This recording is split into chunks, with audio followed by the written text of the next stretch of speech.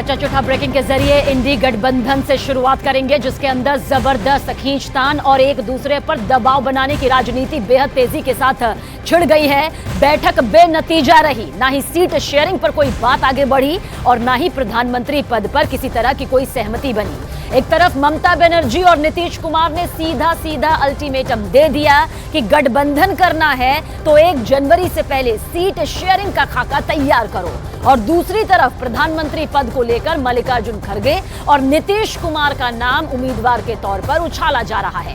लालू प्रसाद यादव और नीतीश कुमार के रुख पर भी कई तरह के कयास लगाए जा रहे हैं। अरविंद केजरीवाल कह रहे हैं कि अब तक गठबंधन में संयोजक ही तय नहीं हो पाया है, तो ये मनभेद सीधे सीधे तौर पर नजर आ रहा है। 3 राज्यों में ताजी हार के बाद कांग्रेस भारी दबाव में नजर आ रही है और ममता बनर्जी ने 2-2 कह दिया कि पश्चिम बंगाल में कांग्रेस को सिर्फ 2 सीटों से ही संतोष कर लेना चाहिए। ऐसे में सीट शेयरिंग की चुनौती ही फिलहाल सबसे बड़ी नजर आने लगी है।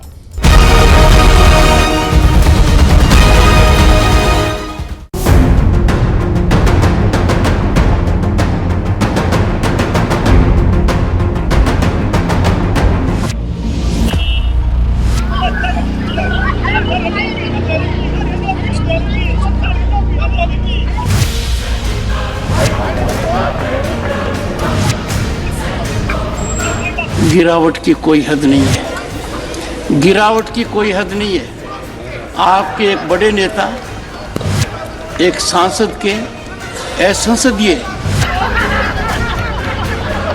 व्यवहार को वीडियो कर रहे थे। आपसे भी बहुत बड़े नेता हैं वो। मैं तो यही कह सकता हूं, सद्बुद्धि आए, कुछ तो सीमा होती होगी,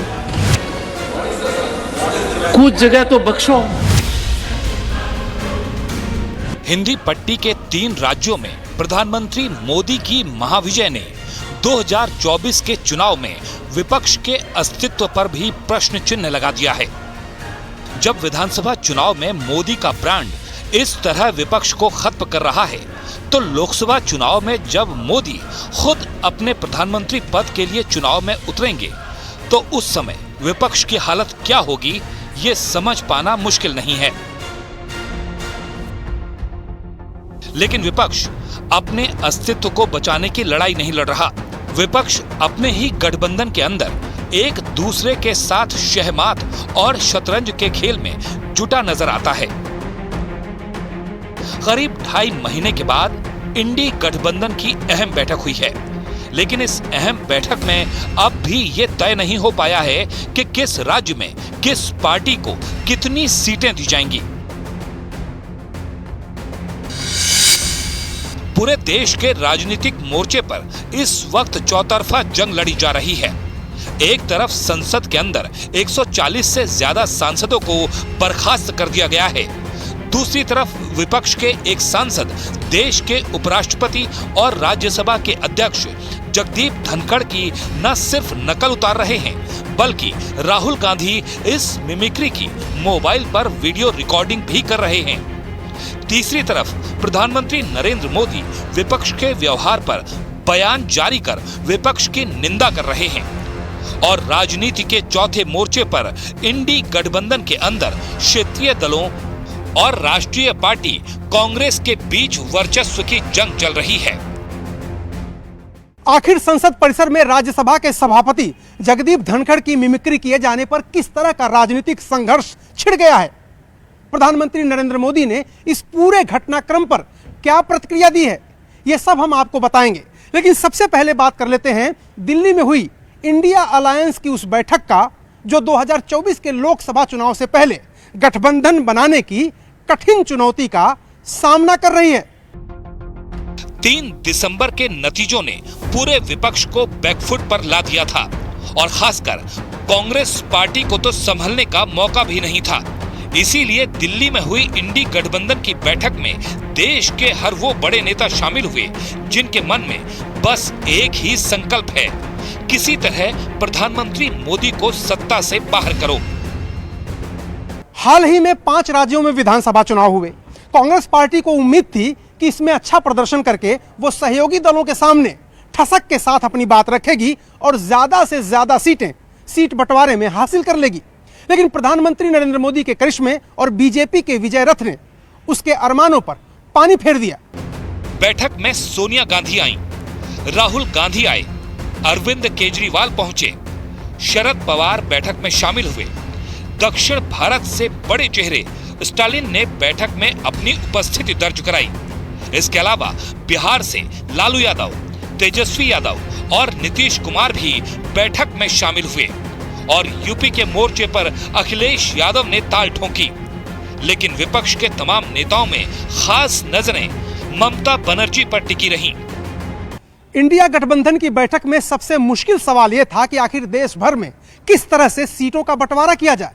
कांग्रेस पार्टी को कई राज्यों में क्षेत्रीय पार्टियों से सीट बंटवारे को लेकर मुश्किल हालात का सामना करना पड़ सकता है, लेकिन इस मुश्किल में सबसे बड़ा रोड़ा या यूं कहें सबसे बड़ी चुनौती बनी हुई है पश्चिम बंगाल की मुख्यमंत्री ममता बनर्जी। दरअसल ममता बनर्जी चाहती हैं कि सीट शेयरिंग में जिस राज्य में जो दल शक्तिशाली है उसी राजनीतिक दल के मुताबिक उस राज्य में गठबंधन के बीच सीटों का बंटवारा किया जाए। ममता बनर्जी का सीधा सीधा कहना यह है कि बिहार में गठबंधन में किस पार्टी को कितनी सीटें दी जाए, इस फैसले में नीतीश और तेजस्वी को वरीयता दी जाए। महाराष्ट्र में गठबंधन के बीच सीट शेयरिंग में उद्धव ठाकरे और शरद पवार के फैसले को वरीयता दी जाए। इसी तरह उत्तर प्रदेश के अंदर अखिलेश यादव की सलाह को अंतिम माना जाए। इसी तरह पंजाब और दिल्ली में केजरीवाल की सलाह को अहमियत देते हुए सीटों का बंटवारा हो और बंगाल में खुद ममता बनर्जी सीटों का बंटवारा करना चाहती हैं। यानी ममता बनर्जी के हिसाब से गठबंधन के बीच सीटों का बंटवारा हो। आखिर ममता बनर्जी के सीट शेयरिंग वाले फॉर्मूले में ममता बनर्जी का फायदा कहां है, ये पूरी राजनीति हम आपको समझाने वाले हैं। लेकिन सबसे पहले देखिए बीजेपी किस तरह विपक्षी दलों के गठबंधन को मोदी की गारंटी के सामने बेहद कमजोर बता रही है।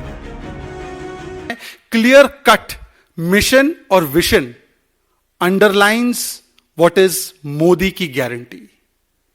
एक तरफ तो मोदी की गारंटी में मिशन और विजन, और दूसरी तरफ हम देखते हैं ऐसी ऐसी तस्वीरें जो लोग एक दूसरे के साथ लगातार लड़ते आए हैं, आजकल वो हाथ में हाथ डाले दल से दल को मिला तो रहे हैं परंतु दिल से दिल नहीं मिल पाते। दूसरी तरफ विपक्ष के नेताओं के बीच प्रधानमंत्री पद की रेस भी एक बड़ा मुद्दा बन गया है। नीतीश के समर्थक नीतीश को पीएम बनाने के लिए पोस्टर लगा रहे हैं। सूत्रों की माने तो ममता और केजरीवाल खड़गे को प्रधानमंत्री पद के लिए सही उम्मीदवार बता रहे हैं। लेकिन क्या 2024 तक इस पर कोई सहमति हो पाएगी, ये बहुत बड़ा सवाल है।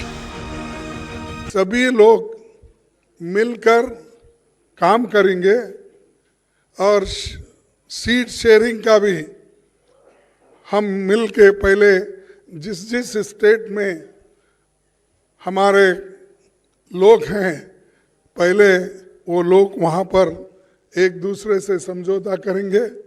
अगर कहीं दिक्कत है या कहीं अभी नहीं बन सकता उसके लिए फिर यहाँ पर हमारे जो इंडिया गठबंधन के नेता लोग हैं उसको डिसाइड करेंगे। आपका नाम प्रपोज हुआ सर, आप कैसे देखते हैं इसको? कौन प्रपोज किया? ममता जी ने। जानकारी आ रही है ममता जी ने। आपसे जानकारी आ रही है सर। हाँ सर, हम तो जानना चाहते हैं ओनली बॉडी को चेहरा होना चाहिए यार जो थे वहाँ पे मीटिंग में उनको पता नहीं, आपको पता है तो आप ही जवाब देंगे। लेकिन कोई फाइनल डिसीजन अभी नहीं हुआ है, अभी कोई फाइनल डिसीजन नहीं आया है, अभी नाम तय नहीं हुआ है, बस अभी खाली प्रपोजल्स आए हैं और मतलब प्रपोजल्स नहीं, वो सब मिल बैठ के बाद में होगा, चुनाव जीतने के बाद होगा, ऐसा सब लोगों ने कहा। मोदी के बड़े पावरफुल राजनीतिक कद के सामने विपक्ष बौना नजर आने लगा है और ऐसे में ममता बनर्जी का सीट शेयरिंग वाला फॉर्मूला कांग्रेस को बेचैन करने वाला है। दरअसल ममता बनर्जी ने सीट शेयरिंग में सभी क्षेत्रीय दलों की बातों को प्रमुखता से सुनने के लिए कहा है। इससे अगर सबसे तगड़ा नुकसान किसी पार्टी का होगा तो वो कांग्रेस पार्टी है। इससे फायदा ममता बनर्जी का भी है क्योंकि क्षेत्रीय दलों की बातों को कांग्रेस के सामने रखकर दरअसल वो खुद भी क्षेत्रीय दलों का अगवा साबित कर रहे हैं। अलग अलग राज्यों में क्षेत्रीय दलों के नेता भी अपने प्रभाव वाले इलाकों में ज्यादा सीटें मांग रहे हैं और ममता के साथ खड़े नजर आ रहे हैं।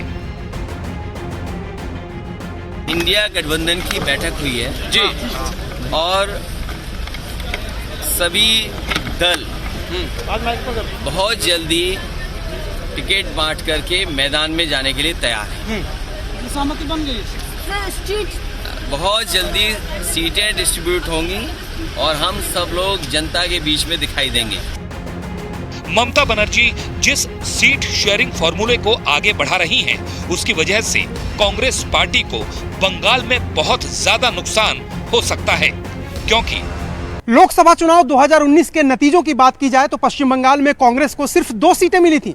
इस बार सवाल यह है कि ममता बनर्जी कांग्रेस के लिए कितनी सीटें छोड़ेंगी। देश की सबसे पुरानी पार्टी कांग्रेस के लिए रीजनल पार्टियों से तालमेल बिठा पाना आसान नहीं है। Meaning, I don't have any problem if they have the genuine things. But Bengal, you know that they have only 2 seats. But you are open to an alliance with the Congress? No, I am open to talk. I am open to discuss.